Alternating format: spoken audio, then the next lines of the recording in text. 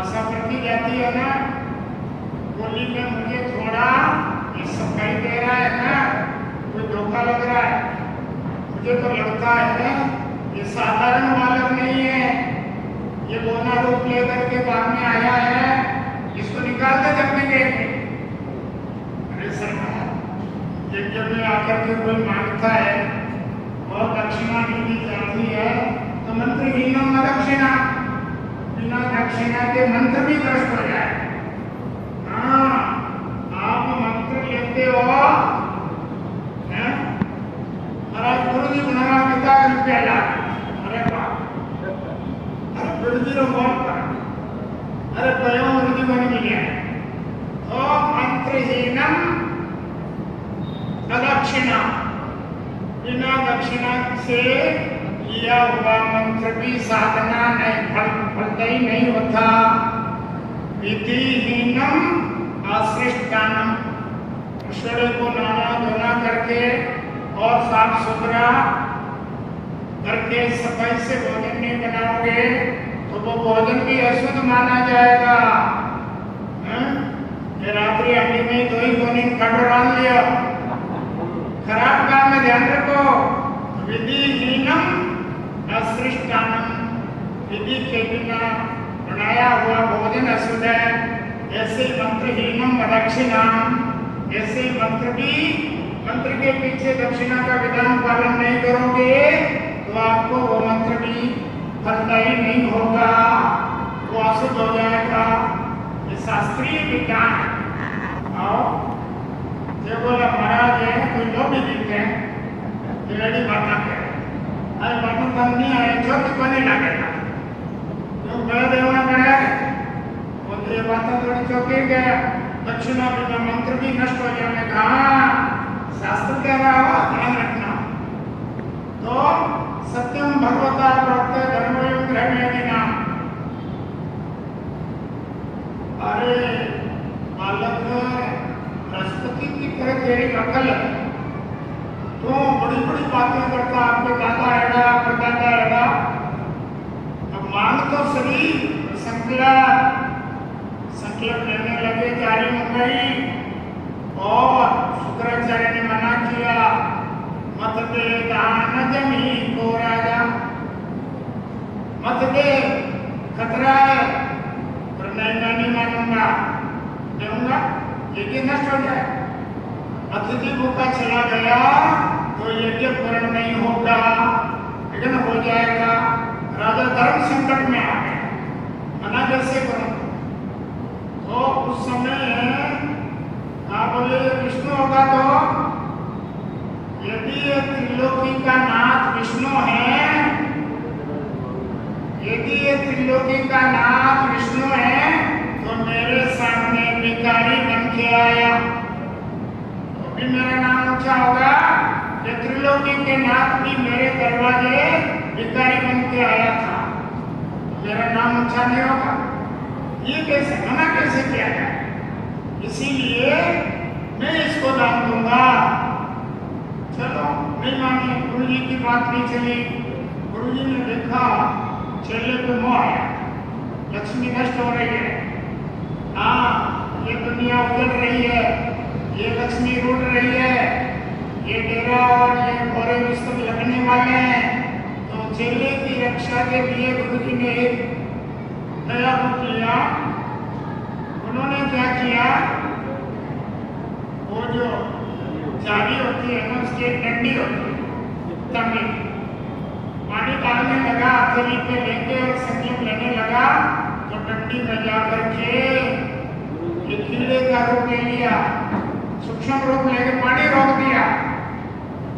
इंद्रिय में थे, पानी रोका, पानी नहीं आया तो राजा ने देखा क्या जारी में कोई उलझ गया है, तो वो जो नुकीला ताकला, वो जो एक बड़ी सुई होती है ना, वो सलाका, तांबे की सलाका डाली तो क्या उलझा हुआ है, वो सीधी सलाका जाकर के शुक्राचार्य की आंख फोड़ देती है। हाँ ध्यान रखना, देवे कोई लेवे कोई, और बीच में खोपड़ी फंसाओगे तो एक बाजार बंद हो जाएगा। ध्यान रखना हो ये बातें।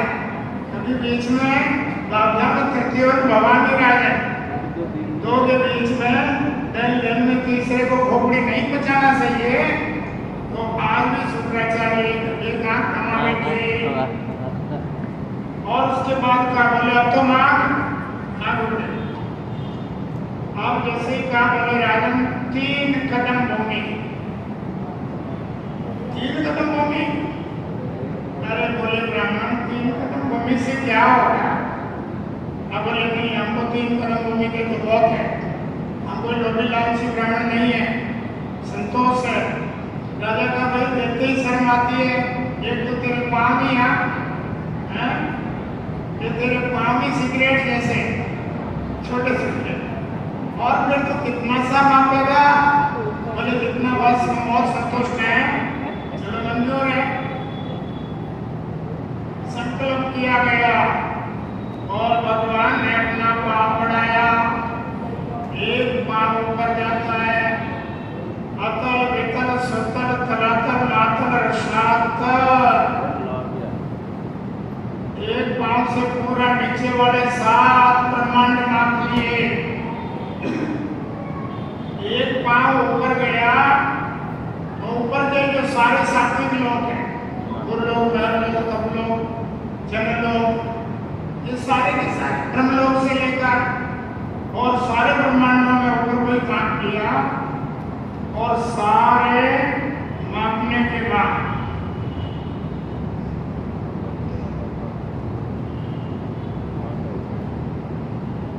तीसरा पाँव की कोई जगह नहीं। बोले दुष्ट राजा, अरे वो झूठे, बड़ी मुश्किल से तुमने काम किया, अब ये 2 पाँव मेरे हैं, पूरा ब्रह्मांड नाप लिया, तीसरा पाँव कहाँ रखूं? उसने देखा ये तो बड़ा धोखेबाज निकला। गुरुजी कह रहे थे कि धोखेबाज है, विष्णु है, तो अब क्या करूं? लेकिन उसने अकल उठाई, ठीक है। तो उसने कहा प्रभु, आपने तीसरे पाँव के लिए मैंने भूमि डाल दी है, तीसरा पाँव रखने के लिए जगह नहीं दी, मैंने मेरा मस्तक दान में नहीं दिया, इसीलिए ये तीसरा पाँव मेरे माथे पे रख दो। भगवान ने माथे पर पाँव रख करके बलि का संकल्प पूरा किया, और उसके बाद में कहा, ओह खुश हो गए भगवान, हाथ जोड़ के खड़ा है, मांग वरदान। अभी तो बोलने ही पड़े, इतनी देर लेते रहे, देना भी तो पड़ा। हाँ देना भी पड़ेगा, सीधा बता जाओ ऐसा नहीं चलेगा, मांग वरदान।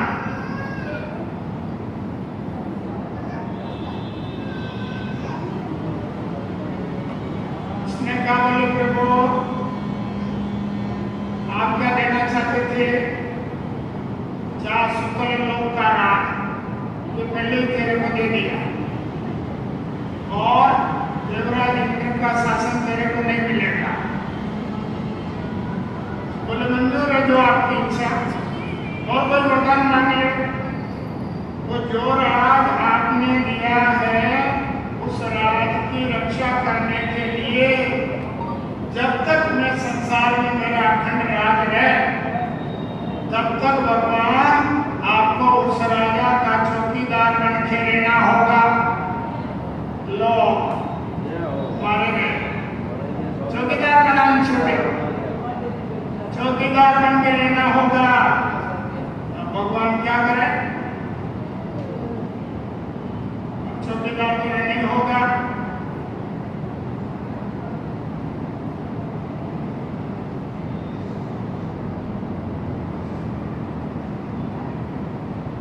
शुक्ल लोक के राज में चले जाते हैं, और भगवान ने कामना रूप लेकर के राजा के साथ में शुक्ल लोक में दरवाजे पे डंडा लेके छोटा सा रूप लेके खड़े रहते हैं। वही वामन भगवान। 6 महीना बीत गया, नारद जी पहुंचे वैकुंठ की ओर। नारद जी बड़े बुद्धि थे, तो नारद जी पहुंचे,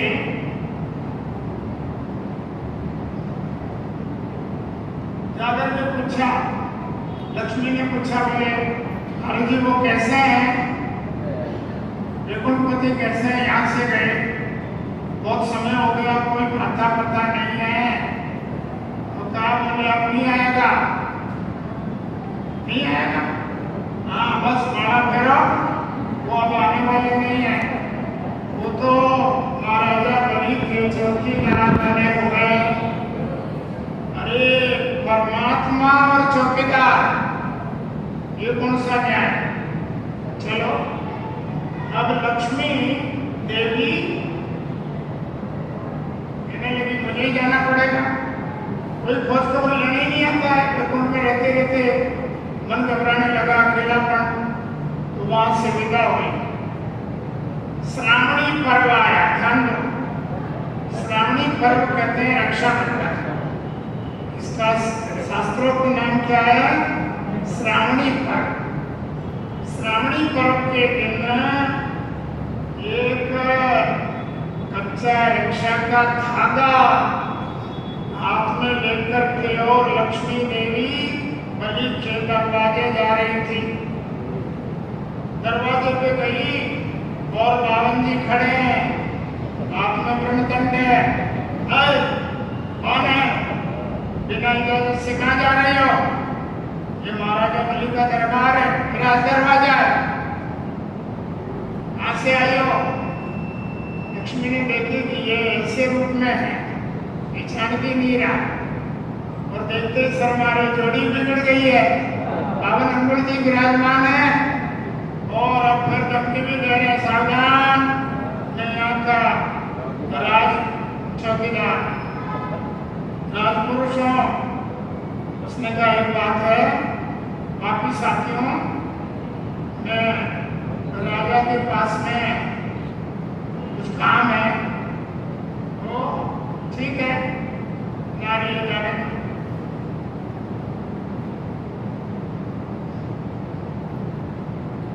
राजमहल में पहुंच गई और राजा को जाकर के और खड़ी रही। सीधा निकला, बोलो कौन, भैया मैं बाहर से आई हूँ। हाथ की कलाई के धागा बांध दिया, भाई बहन का रिश्ता तय किया,